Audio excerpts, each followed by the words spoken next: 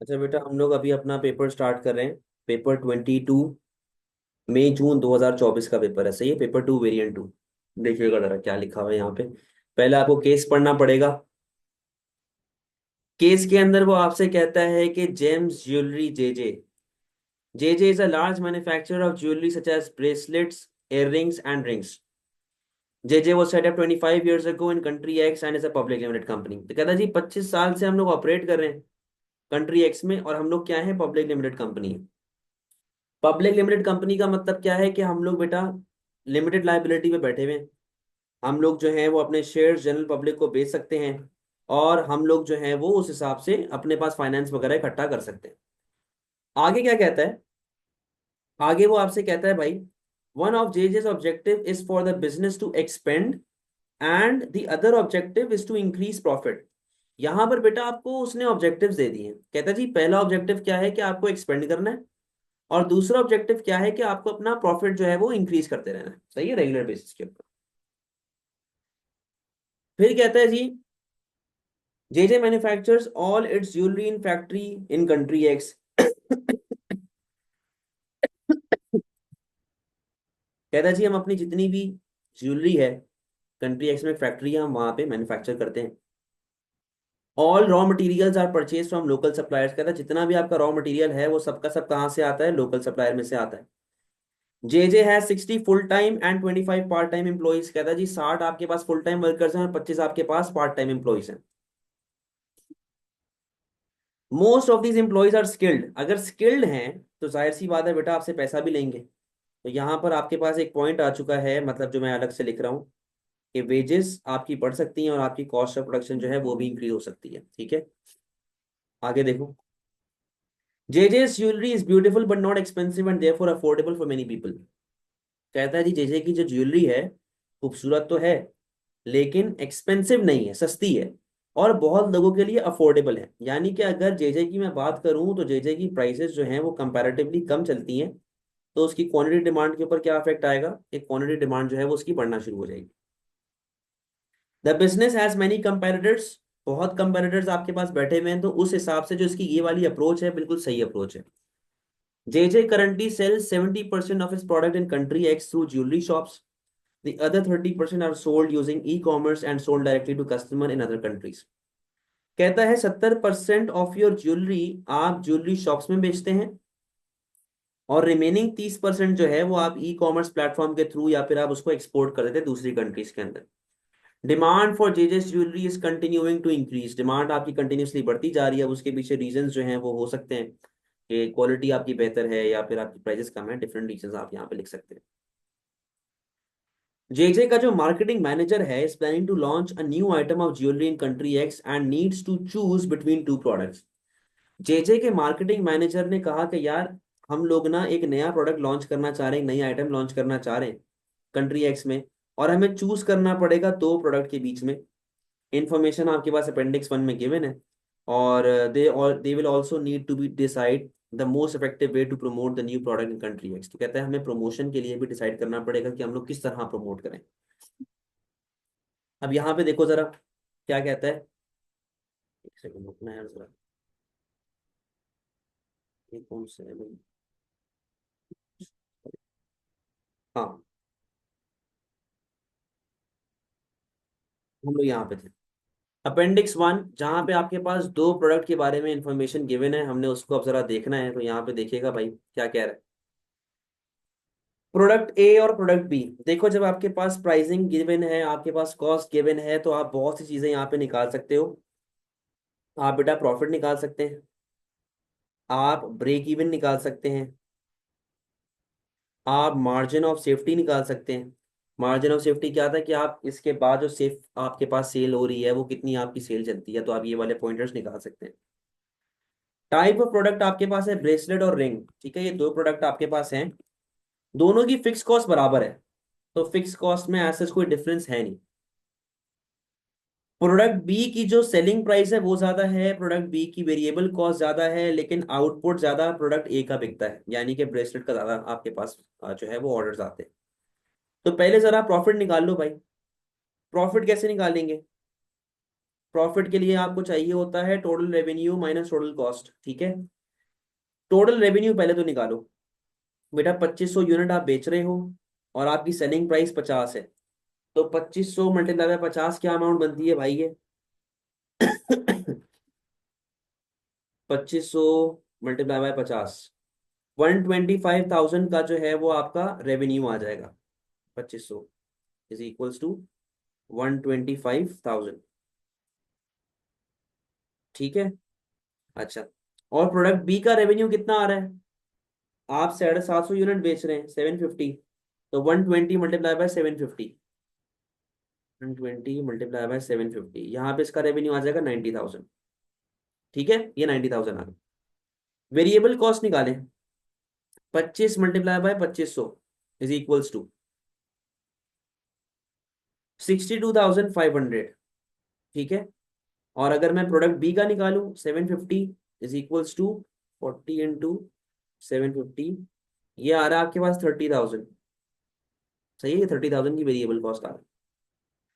Profit निकालना है मुझे बेटा, प्रॉफिट का मतलब है रेवेन्यू माइनस कॉस्ट। प्रोडक्ट ए के लिए रेवेन्यू ये रहा, और आपके पास दो कॉस्ट गिवन है, एक कॉस्ट ये रही, एक कॉस्ट ये रही, ठीक है।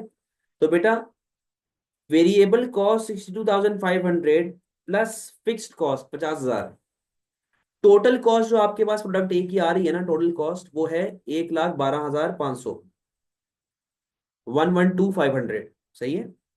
तो मैं इसका प्रॉफिट निकाल लेता हूँ। प्रॉफिट कैसे निकलेगा भाई?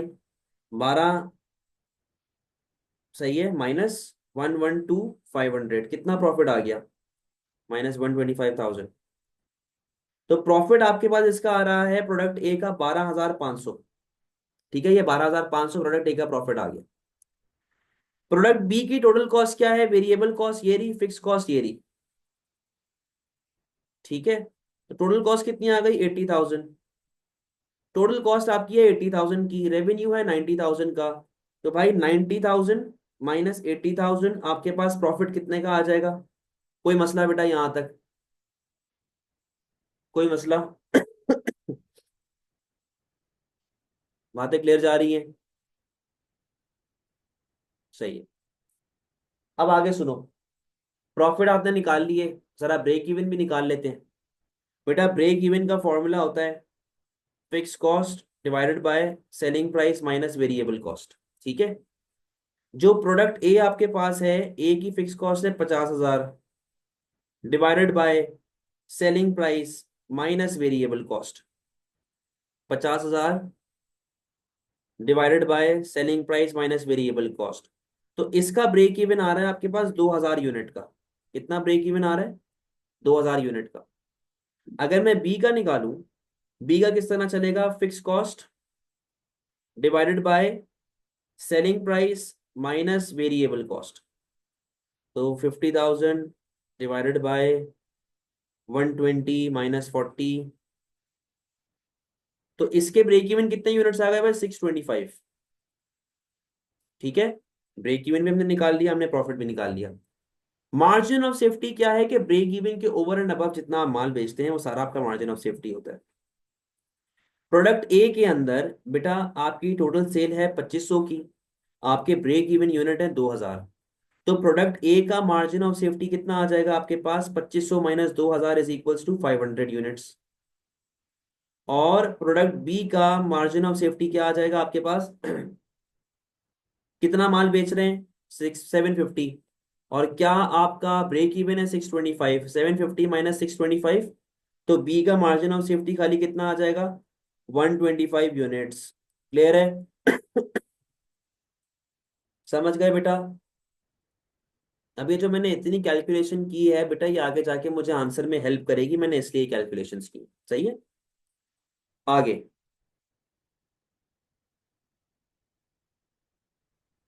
आगे आ जाएं।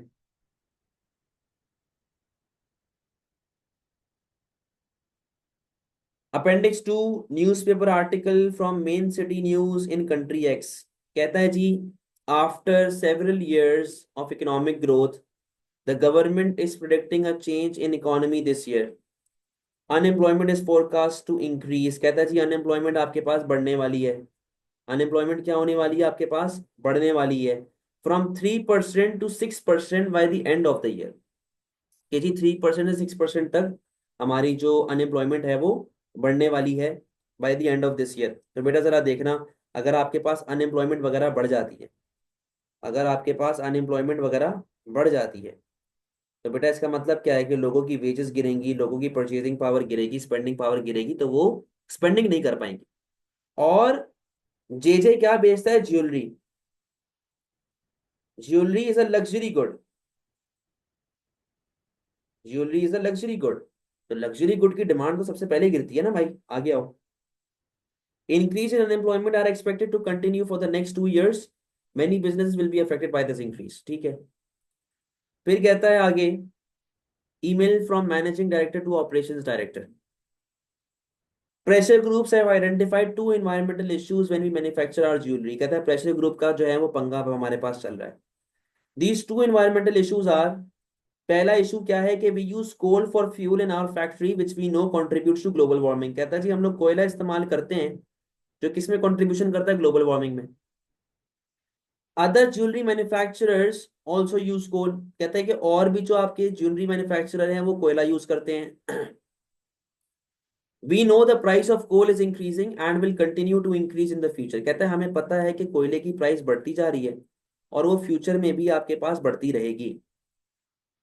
However, the government in country X is encouraging businesses to invest in solar panels and is providing 25% grant। कहता है जो कंट्री है ना, कंट्री एक्स की गवर्नमेंट है, वो इनकरेज कर रही है कि हम लोग सोलर पैनल की तरफ जाना शुरू हो जाएं, और उसके लिए वो हमें 25% का ग्रांट भी दे रही है, यानी कि सब्सिडीज दे रही है। द जेम स्टोन्स, दूसरा क्या है, the gem stones use in our jewellery come from local mines. कहता है जी लोकल माइन से हमारे पास जितने भी क्या कहते हैं नग वगैरह होते हैं, जो कीमती पत्थर होते हैं, वो सब लोकल माइन से आ रहे होते हैं। We have been told that the land around these mines cannot be returned to agricultural use after the mine is closed। कहता है कि हमें ये बात बताई गई है कि जो जमीन हम लोग इस्तेमाल कर रहे हैं माइनिंग के लिए, माइनिंग के बाद उस जमीन को हम लोग वापस से एग्रीकल्चरल यूज पे नहीं लेके जा सकते। However, pressure groups have told us that we can buy gems from suppliers that use alternative ways of mining which do not damage the environment। कहता है कि प्रेशर ग्रुप ने हमें ये बात बताई है कि हम लोग जेम्स बाय कर सकते हैं उन सप्लायर से जो अल्टरनेटिव तरीके से माइनिंग करते हैं, जिससे इन्वायरमेंट पे नुकसान नहीं होता। These mines are further away from our country. कहता है ये माइंस जो हैं ये हमारी कंट्री से दूर हैं, सॉरी फैक्ट्री से, ये हमारी फैक्ट्री से दूर हैं। तो बेटा यहाँ पे आपके पास ट्रांसपोर्ट कॉस्ट जो है ना वो बढ़ना शुरू हो जाएगी, ठीक है। We need to respond to these issues और आवर सेल्स एंड प्रॉफिट में बी अफेक्टेड। कहता है कि हमें इन इश्यूज को देखना है, वरना हमारी सेल और हमारा प्रॉफिट जो है वो अफेक्ट हो सकता है, ठीक है। तो ये आपका पूरा एक डेटा रिस्पॉन्स था। अब आइएगा जरा इनके आंसर्स की तरफ जाते हैं।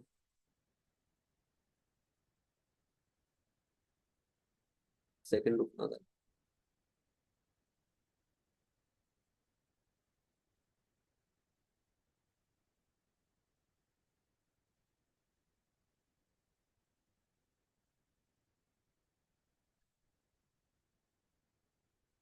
सही है जी। अब आए जरा आंसर की तरफ जाते हैं। बेटा पहला question, explain two reasons why setting business objectives important to JJ. कहता है जी बिजनेस ऑब्जेक्टिव सेट करना जेजे के लिए क्यों इंपॉर्टेंट होता है। बेटा देखो, जेजे के लिए बिजनेस ऑब्जेक्टिव सेट करना क्यों जरूरी है, जो आपके रीजंस हैं, रीजन 1 और रीजन 2, ये आपको देंगे नॉलेज का मार्क। यानी कि आपने सिर्फ आइडेंटिफाई करना है कि ऐसा क्यों जरूरी है, यहाँ पे नॉलेज का मार्क मिलेगा। पहला पॉइंट मैंने क्या लिख दिया, मोटिवेट एम्प्लॉइज, कि जिससे आपके एम्प्लॉइज मोटिवेट होते। अब मैंने क्या लिख रहा हूं कि यार जब आपके पास एक क्लियर टारगेट मिल जाता है to workers to work towards so that they are aware of their duties when producing jewellery, यहां पर नॉलेज भी चल रही है। और जब मैंने ज्वेलरी का लफ्ज यूज किया तो बेटा यहाँ पे मुझे एप्लीकेशन का मार्क मिल गया, केस के साथ लिंक करना। तो क्या लिखा हुआ है, they will be aware of the duties and producing jewellery which will lead to more efficiency and targets being achieved on regular basis. बेटा ये है मेरा एनालिसिस। एनालिसिस का मतलब है दिस विल लीड टू, इससे मुझे क्या फायदा है, इससे बिजनेस को क्या फायदा है, दिस विल लीड टू, ये एनालिसिस का पार्ट होता है, समझे। दूसरा रीजन क्या है कि चीज से हमें क्लियर टारगेट मिल जाता है, नॉलेज का मार्क मिल गया आपको यहाँ पे। Business objective will guide JJ in the right direction and help JJ achieve it's AIIMS for expansion and increase in profit. देखो बेटा मेरी बात सुनो, यहाँ पे उसने बताया ना कि आपके एम्स क्या है। आपने एम्स का जिक्र किया, किसका मार्क मिल गया आपको, एप्लीकेशन का। ठीक है, बिटवीन ऑब्जेक्टिव्स इससे हमारे पास क्या होगा, हम लोग राइट डिसीजन लेंगे ताकि जेजे को हम लोग हेल्प कर सकें कि वो एक्सपेंशन कर ले और अपना प्रॉफिट बढ़ा ले। एप्लीकेशन मिल गया। एज अ रिजल्ट, अब मैं एनालिसिस में एंटर हो चुका हूँ। As a result JJ will not lose focus and work according to business needs. ये आपके पास क्या मिल जाएगा, एनालिसिस। अब सवाल ये है कि सर आपने यहाँ पे जो एनालिसिस एप्लीकेशन वगैरह लिखी है उसके हिसाब से तो 6 मार्क बनते हैं, आपने यहाँ पे 8 क्वेश्चन जो है वो 8 मार्क का है। देखो बेटा ये एग्जामिनर पे डिपेंड करता है कि वो आपको एप्लीकेशन के 2 मार्क दे दे या एनालिसिस के 2 मार्क दे दे। ओवरऑल डिस्ट्रीब्यूशन कैसे हो रही है, 4 मार्क यहाँ पे 4 मार्क यहाँ पे। ठीक है, अब वो उसकी मर्जी है कि वो एप्लीकेशन को 2 मार्क दे दे, एनालिसिस को 2 मार्क दे दे, एप्लीकेशन को 1 mark they they. Most of the time analysis के 2 मार्क्स होते हैं, एप्लीकेशन का 1 मार्क होता है, कोई फिक्स क्राइटेरिया एज सच नहीं। समझ गए बेटा बात?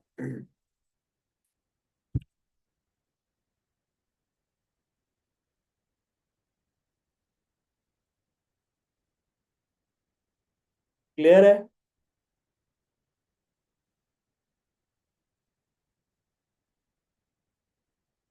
जल्दी बोलो भाई।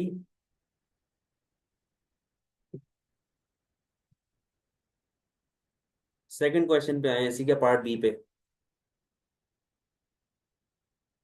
कहता है जी, using appendix 1 and other information consider 2 new product JJ could produce, which product should JJ choose, justify your answer using break even calculations. देखो उसने खुद ही बता देगा, ब्रेक इवन कैलकुलेशन यूज करके मुझे जो है वो आप लोग बताएं क्या चीज बेहतर है। अब देखो बेटा, क्या आपके पास मामला चल रहे हैं यहाँ पे, ये हमने पूरी कैलकुलेशन करके रखी हुई है, प्रॉफिट की भी रखी हुई है, ब्रेक इवन की भी रखी हुई है, और उसकी भी रखी हुई है, मार्जिन ऑफ सेफ्टी की। तो मुझे दोनों में कंपैरिजन करना है कि यार मेरे हिसाब से आपके पास जो है वो क्या मामला चलने चाहिए, हमें किसकी तरफ जाना चाहिए। अब देखो बात सुनो, पहले जरा प्रोडक्ट ए की बात करते हैं। प्रोडक्ट ए के अंदर कहानी किस तरह स्टार्ट हो रही है, product A is much cheaper. ये बात आपने देखी थी, प्रोडक्ट ए की प्राइस सस्ती थी, तो यहाँ पे मिल गया knowledge. Product A is much cheaper than product B and is sold for $50 only. जब मैंने उसकी प्राइस लिखी तो मैंने यहाँ पे एप्लीकेशन का मार्क गेन कर लिया, which will lead to more sales, क्योंकि आपकी सेल बढ़ेगी। सही है। फिर क्या लिखा हुआ है, forecasted sale of product is much higher than B, which means more customer base for product A. मैंने कहा जी हमारे पास उसकी जो सेल है 2500 यूनिट हमारे बिकने थे प्रोडक्ट ए के, तो बी के मुकाबले में ज्यादा सेल हो रही है, तो इसका मतलब है कि हमें इससे ज्यादा फायदा होगा। Break even is 2000 unit. देखो कभी भी आप इस तरह की अमाउंट लिखते हैं ना, तो उसकी कैलकुलेशन आपने इस तरह ब्रैकेट्स में शो करनी है, छोटी सी कैलकुलेशन शो करनी ब्रैकेट में।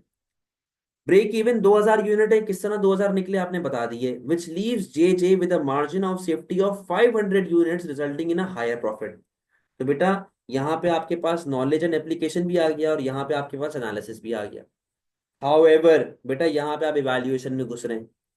It might get difficult for J J to achieve break even, it is forecasted however it might get difficult for JJ to achieve break even, it is forecasted that, मैंने point थोड़ा सा आगे पीछे कर दिया, एक second. to achieve break even,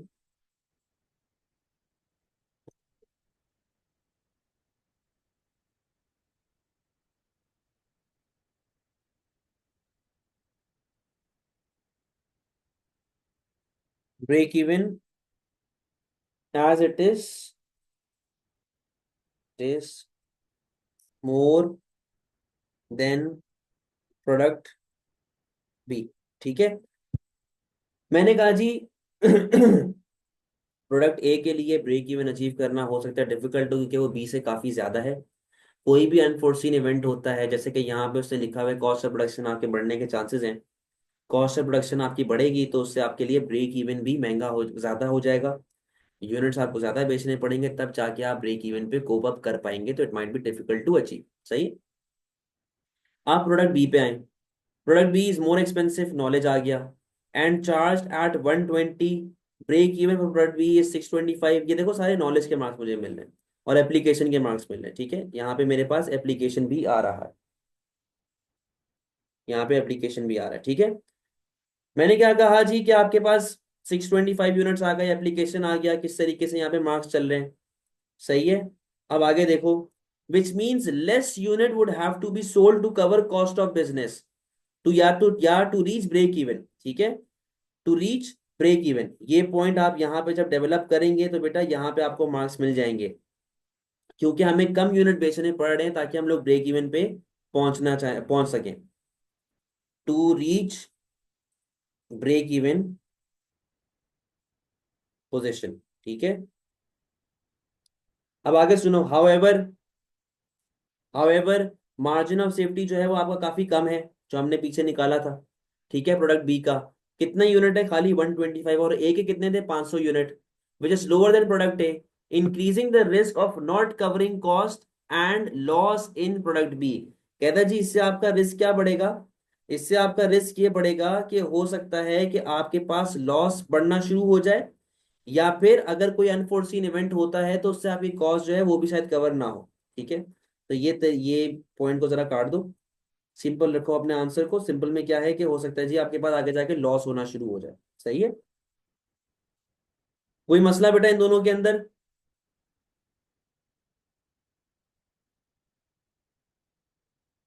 कोई मसला?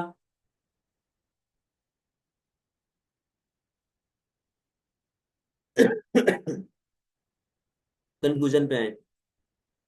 कंक्लूजन में मैंने क्या लिखा, J J should consider producing product A. मैंने कहा जी प्रोडक्ट ए करें, क्यों भाई, प्रॉफिटेबिलिटी ज्यादा है, 12,500। सही है, यहाँ पे एप्लीकेशन के मार्क्स आ गए। Where as profit earn from B is खाली 10,000। Profit is a source of finance, और आपको एक्सपेंशन और प्रॉफिटेबिलिटी बढ़ानी है, आपका ये मेन एम है, वन ऑफ द ऑब्जेक्टिव्स है, तो आपके लिए प्रोडक्ट ए ज्यादा फीजिबल रहेगा। कंट्री एक्स के अंदर अनएम्प्लॉयमेंट भी आ रही है, अब अनएम्प्लॉयमेंट जब आएगी तो इनकम लेवल गिरेगी, लोगों की स्पेंडिंग पावर गिर जाएगी। Product B is comparatively expensive than product A, इस वजह से प्रोडक्ट ए क्योंकि चीपर ऑप्शन है, तो it is more beneficial for businesses. या जे जे कोई मसले वाली बात बेटा?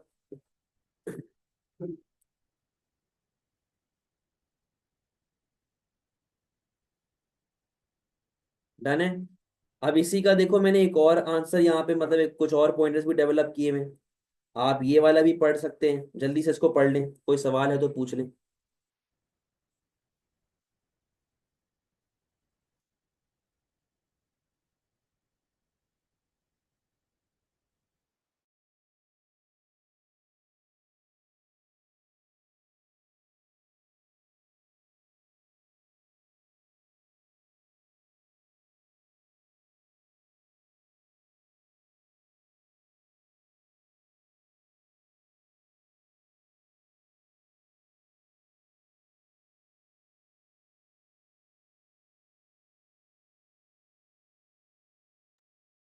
पढ़ लिया बेटा, कोई मसला?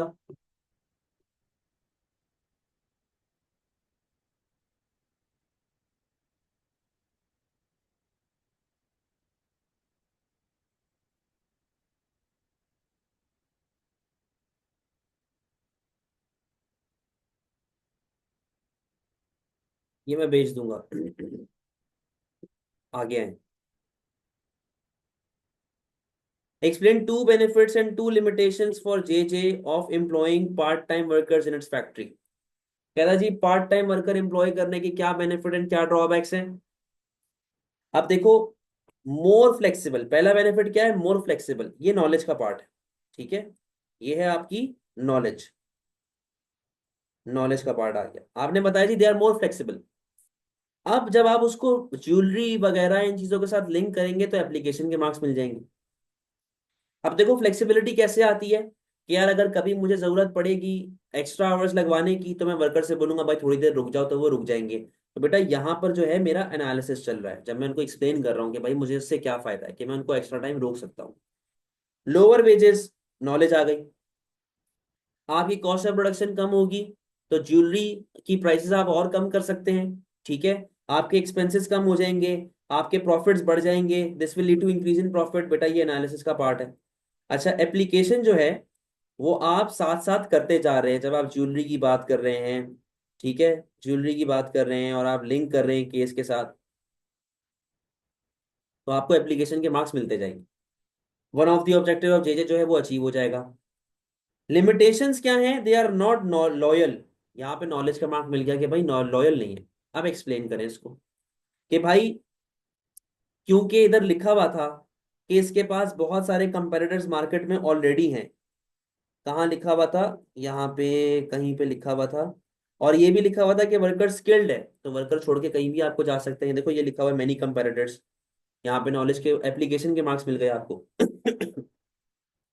कि भाई कंपेटिटर्स मार्केट में आपके पास बैठे हुए हैं, हमारा वर्कर जो है वो स्किल्ड वर्कर है, वो हमें छोड़ के जा सकता है, कहीं और चला जाएगा, उससे क्या होगा कि हमारा काम रुक जाएगा। यहाँ पे आपके पास एनालिसिस आ गई। ठीक है, difficult to communicate knowledge, difficult to communicate knowledge आ गया। अब आप यहाँ पे बताएं कि भाई ज्वेलरी डिजाइन वगैरह होते हैं, ज्वेलरी डिजाइन वगैरह होते हैं, उसके बारे में हमें डिस्कशन करनी होती है, कंसिडरेशन करनी होती है। यहाँ पे एप्लीकेशन का मार्क आपने गेन किया। डिफिकल्ट टू कम्युनिकेट अगर होगा तो उससे आपके मैसेजेस प्रॉपर तरीके से सही तरह कन्वे नहीं हो पाएंगे, not conveyed properly, leading to leading to delays in production and customer dissatisfaction. ये बेटा क्या है? ये एनालिसिस का पार्ट। समझे बात को? अगर आप पार्ट बी को देखें, consider the advantages and disadvantages of the following three ways JJ could promote it's new product in country x, which way should JJ use, justify और आंसर। एक सेकंड।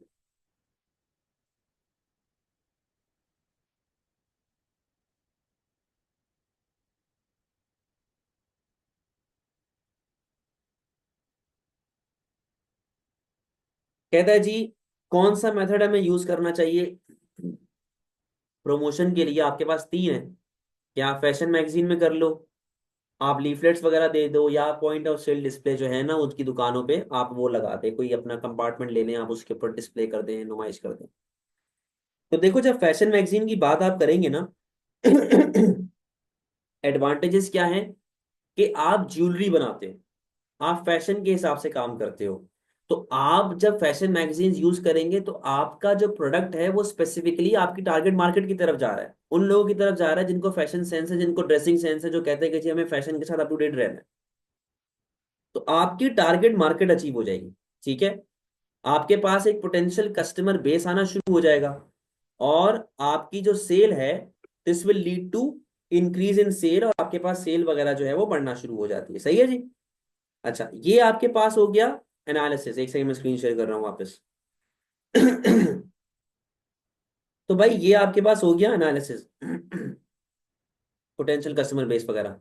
हाउएवर, अब आप इवैल्यूएशन पे जा रहे हैं। हाउएवर, इट इज एक्सपेंसिव, क्योंकि आपको कलर पेज देना पड़ता है, आपको पब्लिश जो मैगजीन है वंस अ वीक या फिर ट्वाइस अ मंथ इस तरीके से पब्लिश हो रही होती है। तो उसकी वजह से आप इतना ज्यादा अप टू डेट अपने कस्टमर्स को नहीं रख सकते। ठीक है, आगे आइएगा। हैंडिंग आउट लीफलेट्स इन मेन सिटी। अगर आप मेन सिटी में पर्चे बांटेंगे तो इट इज चीप, सस्ता होता है। सस्ता होगा, लोगों तक आपकी बात चली जाएगी, आप बहुत बड़ी टारगेट, बहुत बड़ी ऑडियंस को दे सकते हैं एक साथ, आपका खर्चा भी कम होगा, this will lead to increase in profit. However, might raise concerns on quality. बेटा ये जो मेथड ऑफ प्रमोशन है बड़ा सस्ता मेथड ऑफ प्रमोशन है। आप जब पर्चे बांट रहे हैं, आप जब लीफलेट्स वगैरह बांट रहे हैं, ये बहुत सस्ती सस्ती बिजनेस करते हैं यार, ये छोटे बिजनेसेस करते हैं। तो हो सकता है कि लोग इसे कचरा समझ के इसके पास आए ही ना, which might lead to reduction in sales. सही है। पॉइंट ऑफ सेल कस्टमर के अंदर हमारे पास क्या होता है बेटा? हमने एक क्या कहते हैं, डिस्प्ले लगा दिया है। हमने एक डिस्प्ले लगा दिया दुकानों पे, तो हमारा प्रोडक्ट जो है वो बिल्कुल फ्रंट पे रहेगा। ठीक है, फ्रंट पे रहेगा। कस्टमर जैसे ही एंटर होगा, हमारा एक सेपरेट कंपार्टमेंट होगा, एक सेपरेट शेल्फ होगी, या सेपरेट जो है वो उसको क्या बोलते हैं, नुमाइश को अंग्रेजी में क्या बोलते हैं यार? सेपरेट डिस्प्ले होगा, ठीक है। तो उससे क्या होता है, कस्टमर्स की अट्रैक्शन बढ़ती है और हो सकता है कि वो आपका प्रोडक्ट खरीद भी लें।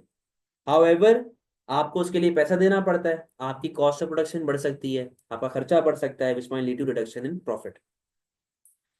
या फिर आप अगर बार बार प्रॉफिट ना इस्तेमाल करें, आप कुछ और चीज इस्तेमाल कर लें, ठीक है।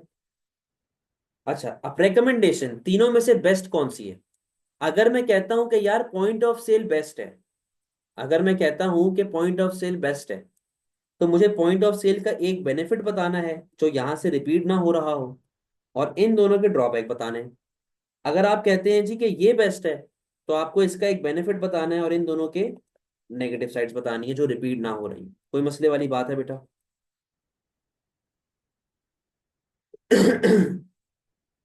क्लियर है?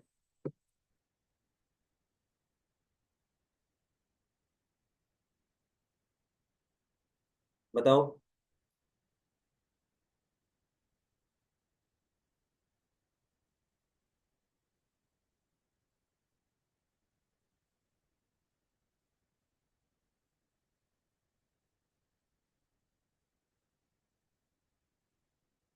तो ये explain 4 reasons why profit is important for a business।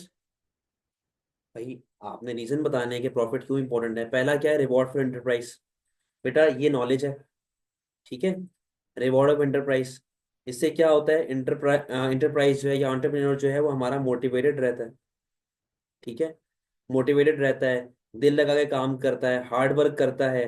इससे क्या होगा, इससे ये होगा कि वो बिजनेस में वापस से री वो क्या बिजनेस को ग्रो करवाता है, बिजनेस के अंदर प्रॉफिटेबिलिटी लेके आता है। Profit is a source of finance, it is an internal source of finance. आप किसी से लोन नहीं ले रहे, it is not a loan, no loan, no ownership transferred, ठीक है। आप किसी को ओनरशिप नहीं ट्रांसफर कर रहे हैं, आप सारी चीजें खुद इस्तेमाल कर रहे हैं, खुद बना रहे हैं, खुद प्रोड्यूस कर रहे हैं, मतलब खुद इन्वेस्टमेंट कर रहे हैं, तो आपको किसी को ओनरशिप या स्टेक देने की जरूरत नहीं है। Reason 3, it is an indicator of success. बेटा प्रॉफिटेबल बिजनेस जो होता है ना, हमेशा सक्सेसफुल बिजनेस होता है। अगर आपका बिजनेस नुकसान में जा रहा है और आप कहते हैं जी हम तो बड़े सक्सेसफुल बिजनेस है, ऐसे नहीं होता। तो ये इंडिकेटर ऑफ सक्सेस भी बता रहा होता है। ये सारी बातें नोट्स में लिखी हुई। अट्रैक्ट इन्वेस्टर्स, क्योंकि they are looking for higher return. तो जब बेटा उनको रिटर्न ज्यादा मिलेगा, वो जाहिर सी बात है ज्यादा इन्वेस्ट भी करेंगे बिजनेस के अंदर, ओवरऑल जो है वो आपके पास बिजनेस एक्सपेंड होने के चांसेस हैं। तो ये बड़ा सिंपल सा क्वेश्चन है, दो दो मार्क उसने डिवाइड किए हैं चारों के अंदर। कोई मसला बेटा?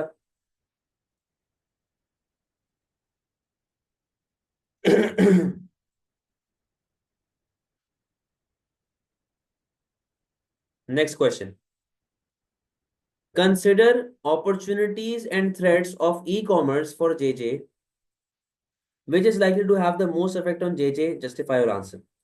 कहता है जी मुझे जो हमारा ई कॉमर्स है उसके बेनिफिट्स एंड ड्रॉबैक्स बताएं और मुझे बताएं क्या ये आपके लिए फायदेमंद है कि नहीं है। तो बेटा अपॉर्चुनिटीज के अंदर आपने बेनिफिट्स बताने हैं। पहला बेनिफिट क्या है कि आप हर उन कस्टमर्स को टारगेट कर सकते हैं जो आपकी दुकान विजिट नहीं कर सकते या जो फिजिकली विजिट नहीं कर सकते। ये नॉलेज की बात हो गई है, इसको एक्सप्लेन करेंगे अब आप बोलेंगे कि यार क्योंकि हम लोग डिलीवरी सर्विसेज अपनी स्टार्ट करेंगे। डिलीवरी सर्विसेज, डिलीवरी सर्विसेज, तो इससे क्या होता है कि बिजनेस की जो सेल है वो कंटिन्यूअसली बढ़ती रहती है।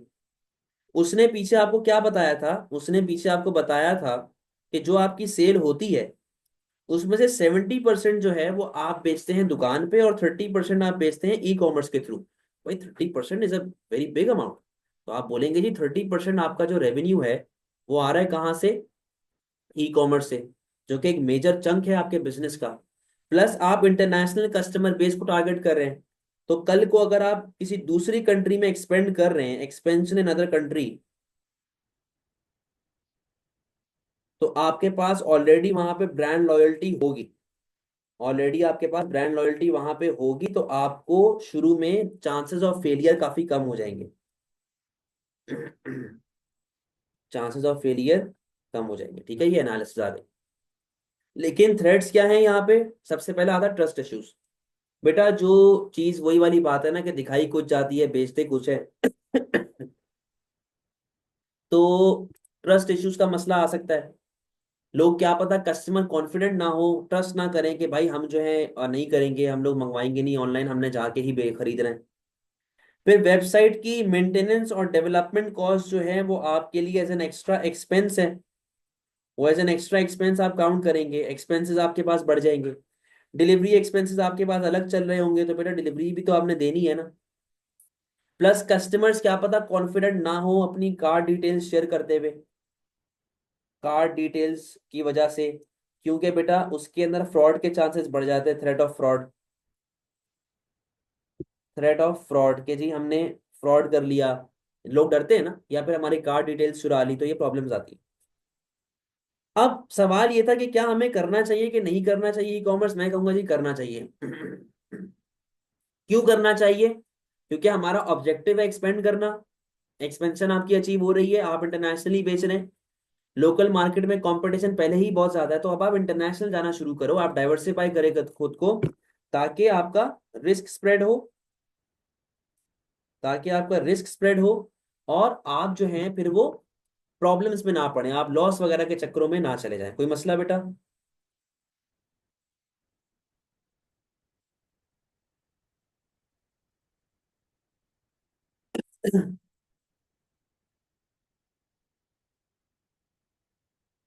डन।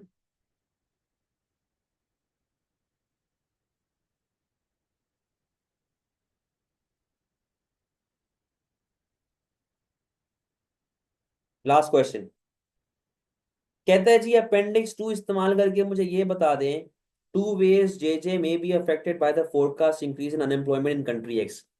अब देखो वो अफेक्ट की बात कर रहा है। अफेक्ट आपका पॉजिटिव भी हो सकता है और आपका नेगेटिव भी हो सकता है, ठीक है। अब उसने कहा जी कि अनएम्प्लॉयमेंट जो आपके पास होती है अपेंडिक्स 2 के अंदर, जो उसने बात की हुई थी यहाँ पे, कि अनएम्प्लॉयमेंट 3% से 6% तक जा रही है। तो इससे क्या होगा? देखो अब इसके अंदर आप पॉजिटिव भी बता सकते हैं, नेगेटिव भी बता सकते हैं। ये जो मैंने लिखा हुआ है ना, ये नेगेटिव बताया हुआ है। पॉजिटिव आप क्या बता सकते हैं कि जब मुल्क में अनएम्प्लॉयमेंट बढ़ रही है, इसका मतलब है कि सप्लाई ऑफ वर्कर बढ़ रही है। जब सप्लाई ऑफ वर्कर आपके पास बेटा बढ़ती है, तो उससे आपकी वेजेस फॉल होती है, आपकी कॉस्ट ऑफ प्रोडक्शन फॉल होगी, आपका प्रॉफिट बढ़ जाएगा। ठीक है, देखो जरा क्या लिखा हुआ है। आइडेंटिफाई करने का मार्क मिल गया, नॉलेज। ठीक है, जब अनएम्प्लॉयमेंट बढ़ेगी तो सप्लाई ऑफ वर्कर बढ़ेगी, आपकी वेजेस कम होगी, कॉस्ट ऑफ प्रोडक्शन कम होगा, एक्सपेंसेस कम होंगे, और आपकी प्रॉफिटेबिलिटी बढ़ जाएगी। फिर वो ये सेम प्रॉफिटेबिलिटी यूज कर सकता है टू एक्सपेंड। ठीक है, तो ये पूरा एक पॉइंट जो आपका डेवलप हो रहा है, इसके अंदर आपकी एप्लीकेशन भी आ रही है। आप लिख दो भाई 3% से 6% पे जा रही है, यहाँ पे आपकी एप्लीकेशन का मार्क और स्ट्रांग हो गया, सही है। लेकिन दूसरा वाला मेरा पॉइंट क्या था कि जब अनएम्प्लॉयमेंट बढ़ेगी, लोगों के पास इनकम ही नहीं होगी। और ये क्या बेचता है बेटा? ये बेचता है लग्जरी प्रोडक्ट। लग्जरी प्रोडक्ट का मतलब क्या है कि जब अनएम्प्लॉयमेंट बढ़ेगी, सबसे पहले इन तरह के गुड्स की डिमांड कम होती है, लोग नहीं खरीदते। तो आपके पास एक लग्जरी प्रोडक्ट है, अनएम्प्लॉयमेंट बढ़ेगी, इनकम लेवल लोगों की कम हो जाएगी, तो आपकी स्पेंडिंग पावर भी गिरेगी, आपकी परचेसिंग पावर भी गिर रही है लोगों की, और आपकी ओवरऑल डिमांड गिर जाएगी। तो आपके पास चांसेस हैं कि आपका बिजनेस, अभी पहले प्रॉफिटेबिलिटी से कर लिया तो आप वापस ना करें इसको प्रॉफिटेबिलिटी से, चांसेस हैं कि आपके पास सेल गिर जाएगी। ठीक है, और बिजनेस जो है वो लॉस होता होता क्या पता ऐसा ना हो कि कल को बंद ही हो जाए। ठीक है, इस तरीके से आप इसको लिंक कर सकते हैं। अगर मैं इसके पार्ट बी को देखूं, क्या कह रहा है? अपेंडिक्स 3 का इस्तेमाल करते हुए मुझे ये बताएं कि जो दो आपके पास इन्वायरमेंटल इश्यूज आइडेंटिफाई हुए हुए हैं, which issue should J choose to solve first, justify और आंसर। बेटा ये दो इश्यूज यहाँ पे बताए मैं आपको, ये रहे। एक तो आप सोलर पैनल पे चले जाओ, ठीक है, और दूसरा क्या कि आप लोकल माइंस जो आप यूज करते हैं वो आपके लिए प्रॉब्लम क्रिएट कर रही हैं, क्योंकि वहां पे फिर आप फार्मिंग वगैरह या फिर आप उसको यूज नहीं कर सकते एग्रीकल्चर के लिए। तो दूसरी ऑल्टरनेटिव की तरफ जाएं जो कि दूर है आपकी फैक्ट्री से। यहाँ पर पहले वाले में एक बेनिफिट है कि सोलर पैनल लगाने पे आपको 25% ग्रांट मिल रही है, यानी कि अगर 100 रुपए का सोलर पैनल है, 25 रुपया गवर्नमेंट देगी, 75 रुपया आपने देना है। तो बेटा अब यहाँ पे जरा देखें,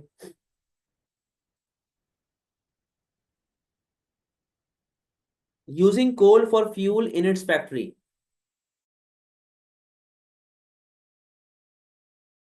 क्या लिखा हुआ है? जो कोल हम लोग यूज कर रहे हैं फ्यूल के लिए अपनी फैक्ट्री पे, ठीक है, तो वो कहता है कि यार हमें क्या सॉल्व करना चाहिए।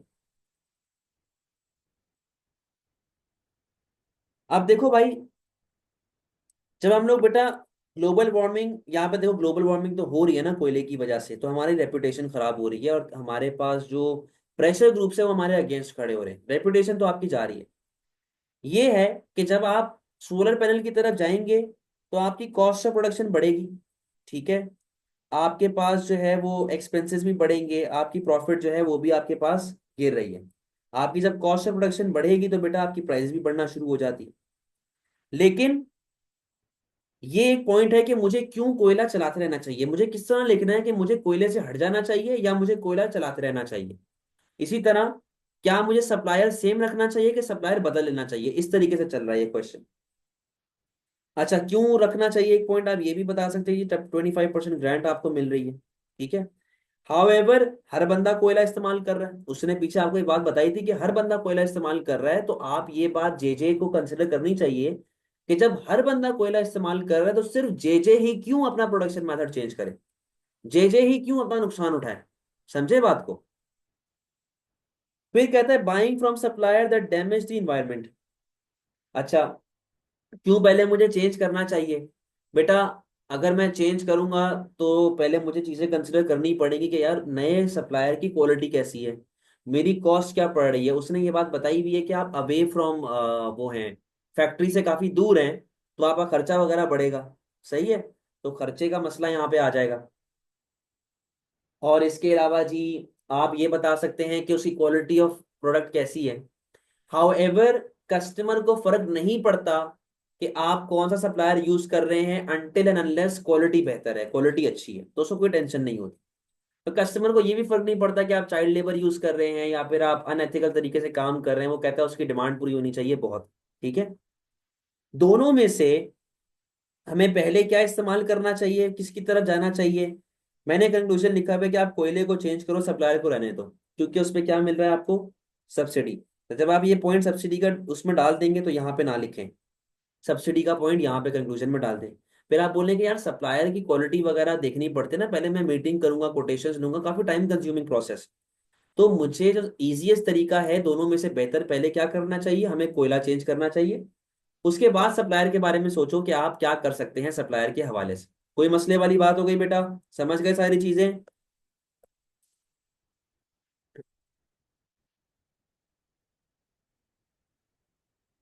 चले जी, क्लास ऑफ करें, अल्लाह हाफिज। अटेम्प्ट कीजिएगा क्वेश्चंस।